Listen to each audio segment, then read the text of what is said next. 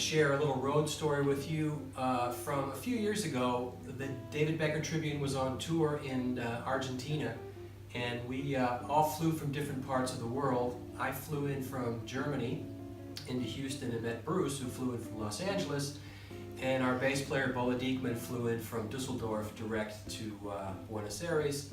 We all met, everything was great, we were all set for the tour. We had a big concert coming up in Cordoba, which is the second largest city in Argentina. So it was sold out, we knew that, and so we were very excited to go play there. And we had a bunch of radio and TV interviews that we had to do when we got there. So I always carry my guitar on board, but my pedals and my cables go in my checked bag. And we arrived at the airport in Argentina. That's the international airport of Ezeiza, but you have to go to the Aeropark, which is the local airport, which flies you to Cordoba. And it's a pretty common commuter route. It's like going from LA to San Francisco. There are flights every hour on Aerolíneas and on LAN and so forth. So we took a taxi over to Aeropark. Everything was great. We've all been up for a long time, but we're looking forward to the gig. And I knew that when I got to Cordoba, I had to do a TV interview in the lobby of the hotel, so I was getting psyched for that. And we boarded the plane, got to Cordoba, and went to the baggage claim. Bruce got his bag, Bola got his bag, but my bag didn't show up.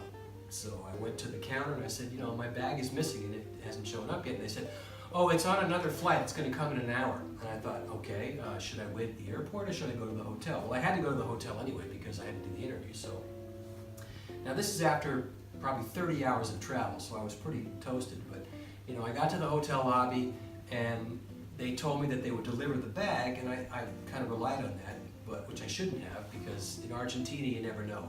They sometimes tell you things and it doesn't go the way you want it to go. In any case, I did the TV interview, it was all fine, you know.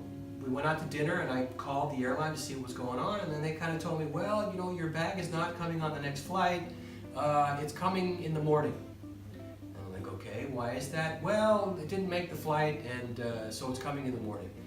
So I thought, okay, so I get up really early in the morning the next day, and we had a whole bunch of interviews to do that day. We had to do 2 or 3 radio interviews, another TV thing, and I don't know, it was all scheduled, and so I thought I'd get up 8 o'clock in the morning. I was all ready to go down and wait for my bag. The bag didn't show up, so I called up the airline. I said, so what's going on with my bag? Well, they explained to me, your bag actually got put on the wrong plane. It got put on a plane to a very small town in the north of Argentina, on the border of Brazil, and there's only one flight a day that goes from that city to Cordoba.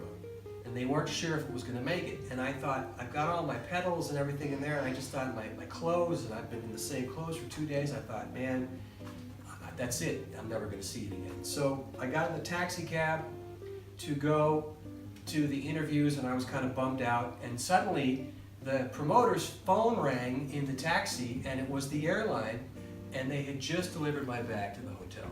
So I got all my stuff, got changed for the concert. We played a beautiful concert for 1,500 people and had a great time. So that was one of our notorious road stories from years ago.